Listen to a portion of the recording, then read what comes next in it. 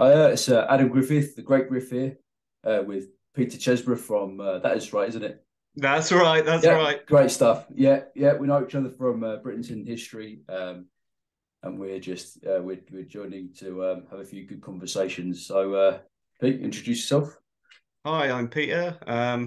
Yeah, I got into Britain's hidden history a couple of years ago, thanks to the work of Ross Broadstock, and I think we're both here as well to do something for him, as he used to weekly shout at us, "Do more, do more." He'd always say that, get out and do the work, and I think that's what we're here to do, and enjoy Mm. ourselves and have a nice chat, and yeah, talk about some history. Yeah, absolutely. So, more to come on that. Stay tuned. Thank you very much. Cool. So I want to talk a bit about the Holy Grail. Ah, great stuff.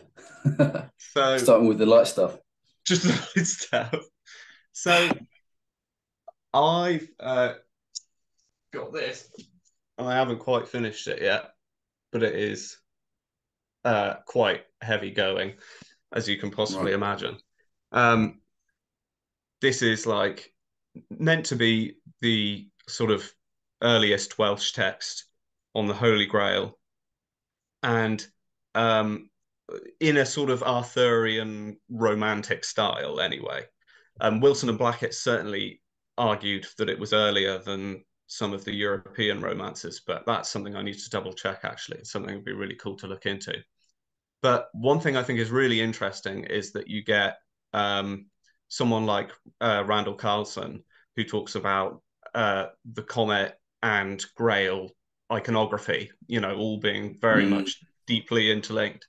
And in this book, right from the beginning, there's people talking about they're sat around, in their dining hall, sitting and eating, and suddenly there's a loud noise that is so loud that everyone goes quiet.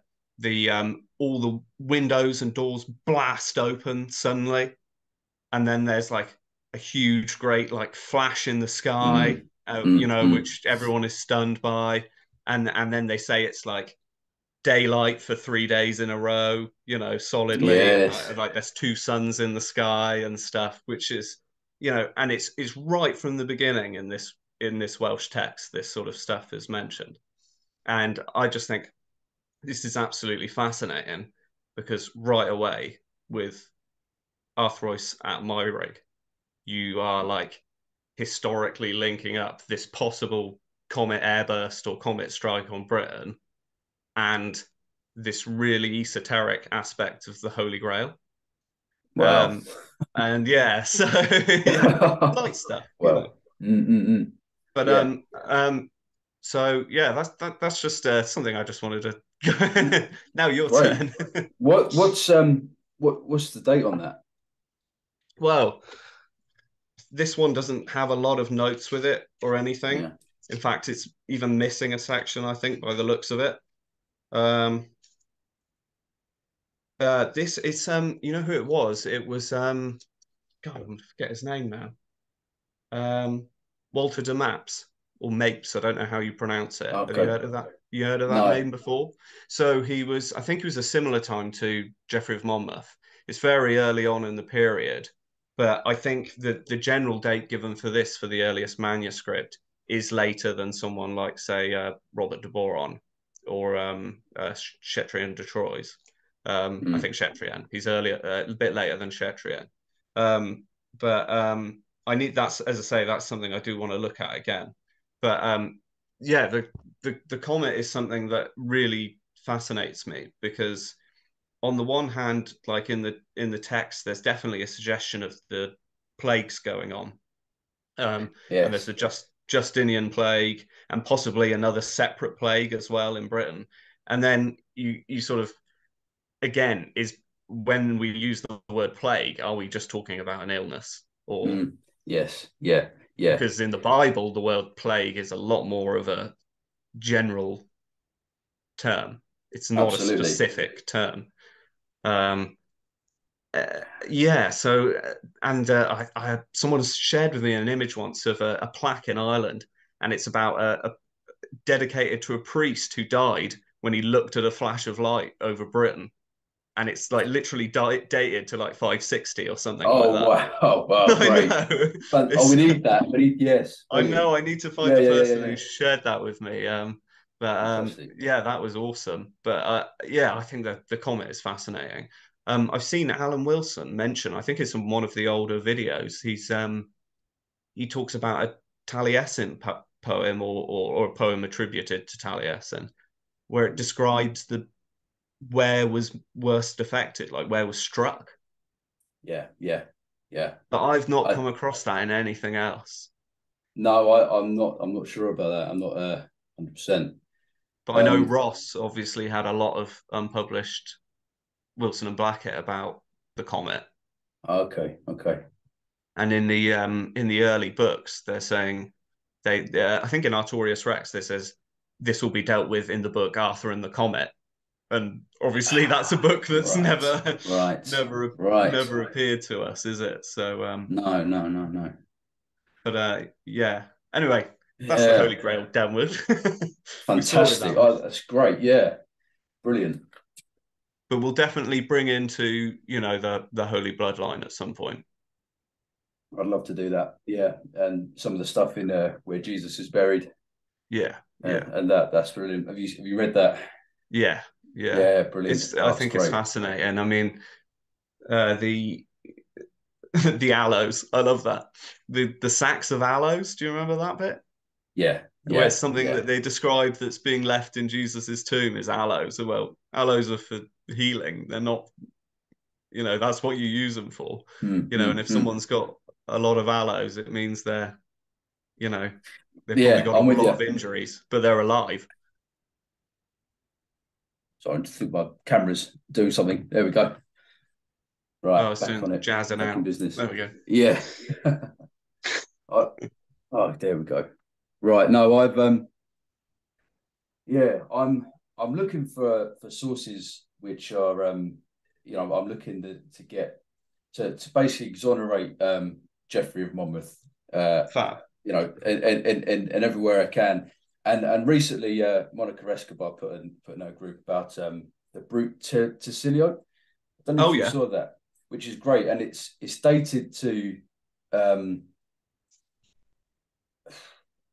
6th century. Ah, great. Okay, you know it. It's Yeah, you got I it. think it is the most like readable. Obviously, I'm reading them in modern English anyway. It's translated and Mm-hmm. everything, but this is very entertaining to read as well. I would recommend Brute Tacilio to anyone who wants to have a Anyone. to you're worried about tackling an ancient text, go for the Brute Don't worry Tacilio. about it. Yeah, Don't which worry is about funny. it. Yeah, It's a yeah, indeed. breeze. It is, and that's great, considering it is that old.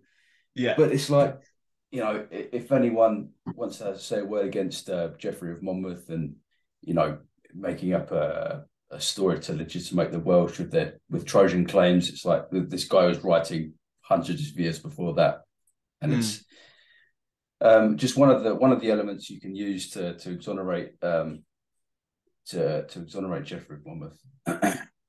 So even um, I was just going to say, when you read sort of academic Celtic studies stuff, yeah, um, they skirt around the historiography and or historiosity of Geoffrey of Monmouth. They try not to go into it because they can't do their job without it.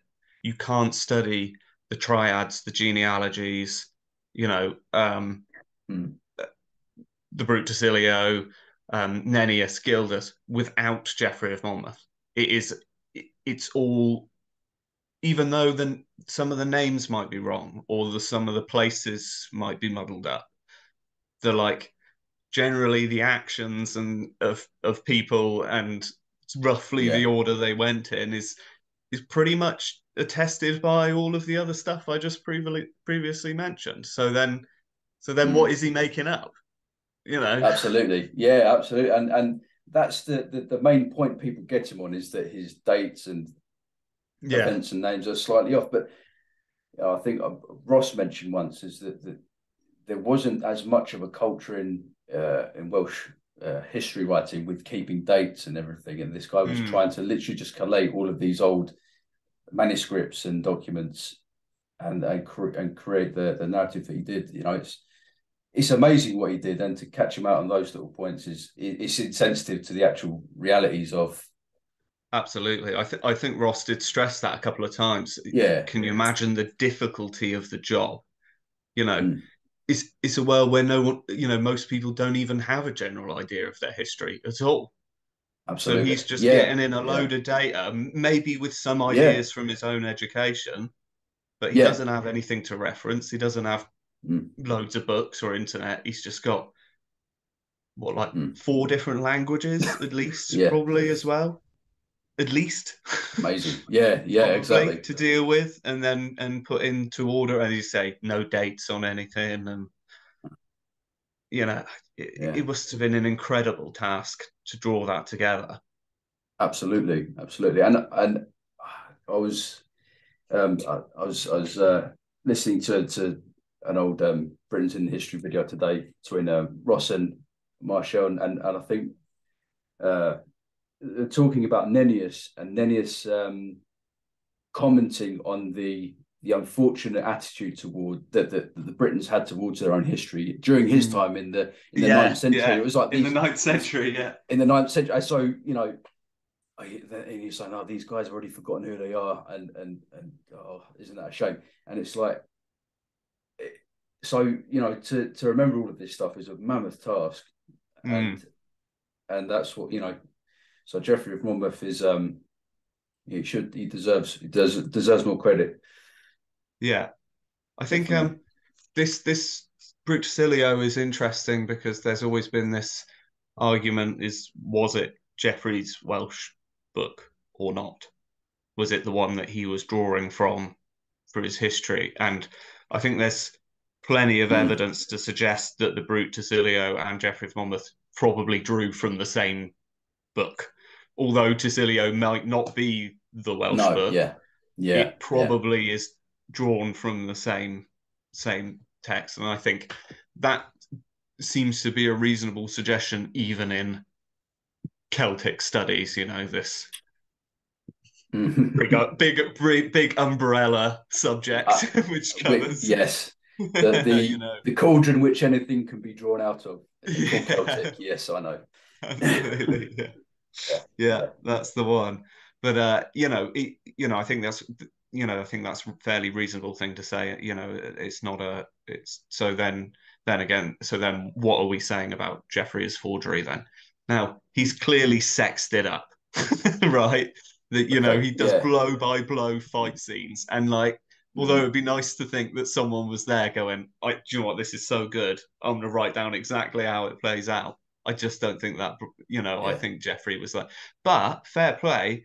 I say Tasilio's my favourite. When I read Geoffrey of Monmouth, I was really surprised about, again, how like readable and entertaining it is. It's not, mm, there's a few bits where there's, and he was his son and he was his son and he was his son and, yeah, which gets a bit confusing, but it's quite fun. Like, and I really think that anyone who wants to have a bash at the original text shouldn't be too worried about it and really go for it. I think it's the way to go. brilliant. Yeah, yeah, definitely. Great stuff. Yeah, I Got think. anything else on your list? Yeah, I've got a few things. Going on from that, and Brute Sicilio, I think it was it was one of those manuscripts which was I think it was in the possession of Iolo Morgannwg during his life, which I think is another. It's this thing about Iolo and him Oh being yeah, a forger and everything. It's like we got to deal with we got to exonerate him and really yes, make people yeah, understand uh, that he the kind of the tasks that he had on his shoulders and how he managed it. And the political situation at the time, which led to the fierce kind of discreditation of him, which has lasted to this day, which Yeah. hasn't been revised and needs to be. The you know like with his with the Colburn alphabet that he's said to invented, Mm. and the issue that with that being is that the alphabet that he's said to have invented, has the sources, Yeah. displaying this in the Bodleian Library in, I think, the Bodleian's Cambridge, 1500, 1520, and he's, Hmm. 10 minutes we've got apparently. Fair. Anyway, Well, we'll go with that. yeah, the This, alphabet is this, clearly listed there. It's listed by all of these poets down the ages, Jan Slaudin as well, and this guy, he didn't make the alphabet up. I've made another video about that as well. yes, With yeah, the that's really yeah, good and definitely and worth yeah, watching. And in yeah. yeah, because there are, as you say, there's numerous sources which show the Colburn. There's and I'd be really love to know more about that story Wilson and Blackett tell of that um a woman who went out to prove that Iolo was a forger to discredit Wilson and Mm, Blackett, and then ended up finding earlier manuscript versions of some of the wow. material, and that would be interesting to find out more about. And also, um, like, do you want to talk a bit more about what the because Iolo was at the center of like a revival, wasn't he? Yes. Of bardic culture. There would have Mm, been there's probably hundreds of books from the period written by Welsh scholars probably mm, remain untranslated, and we will probably never see translated in our life as well. That covering mm, the things that we're going to be talking about with their own interpretations from their own work, their own contribution as well, which is really an interesting thing to mm. think about. Um, and but yeah, do you know a bit more about that political situation at that period in Britain? So we've got in Wales, the country in Wales, I think, is split between sort of non-conformist and Anglican, which a lot of the scholars who discredit Yola, they sort of they're leaning on that side of things. But we've Okay, got so we've got a lot of a Anglican religious aspect. Welshmen. Yeah, we've got a religious aspect, but it's kind of the religious aspect ties into the political aspect, which is to Yeah, do of with the course. British establishment and Oxford and Cambridge and their links with the hierarchy, the Hanoverians, which are there at the moment, which are trying to really get rid of the old British sense and Yeah. the old British narrative in order to secure their claim to their tenuous claim to the throne at the time when, all around Europe you've got anti-monarchical sentiment, and we're not far away from all of those revolutions, and they're trying to keep their position, and this is part of it. Mm. Um, and I think I've got that right, and then so you've also got the neoclassical element as well, which is everyone in Europe is looking back to antiquity, and Obsessed, obsessed with it. obsessed with Yeah. the theatre, the art, they're into reintegrating all of those pre-Christian forms into their sort of culture again to give it life. There's a real feeling Mm. that they need to do that. And Iolo just wanted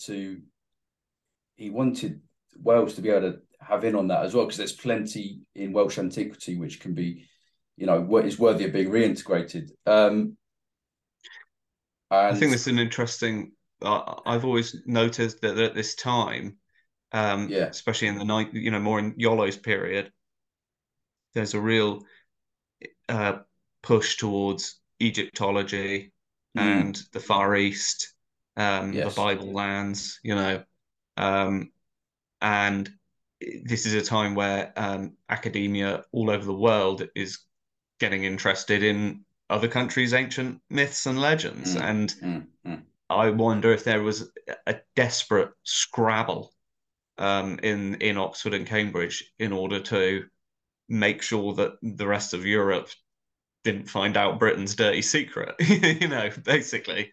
Um, Yeah. Yeah. Yeah. Especially Ross always talked about the German work on linguistic work on Welsh, and its history and its link to the Middle East, um, which all sort of went quiet after the First World War. Yeah. Um, Yeah. Absolutely. Yeah.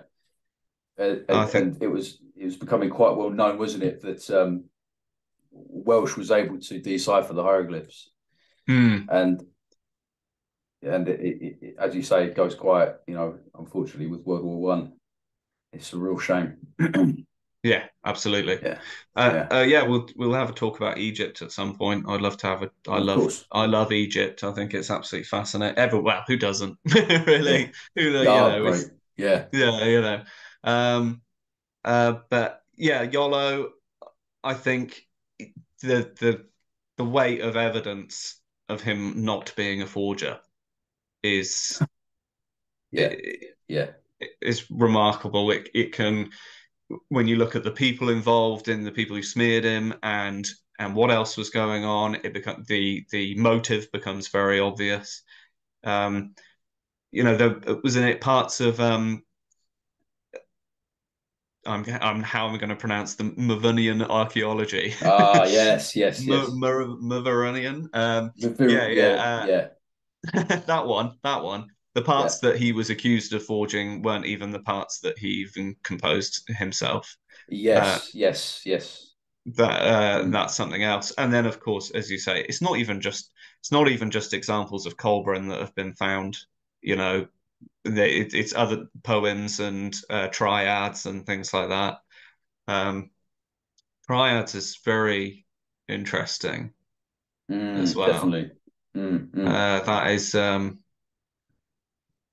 hmm, we'll get into the triads at We some. should do that. Yeah, we'll do some episodes on these different topics.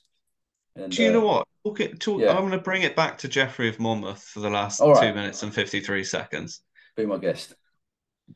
I've got a copy of the acceptable triads, so not Yolo's. It doesn't have Yolo's sequence in it, and it's edited by Rachel Bromwich, who was very influential in the academic uh, Mm. approach to British history. And there's something in the introduction that made me want to bash my head against the wall because it made me sort of understand some of Alan Wilson's sentiments. Mm. And she was talking about how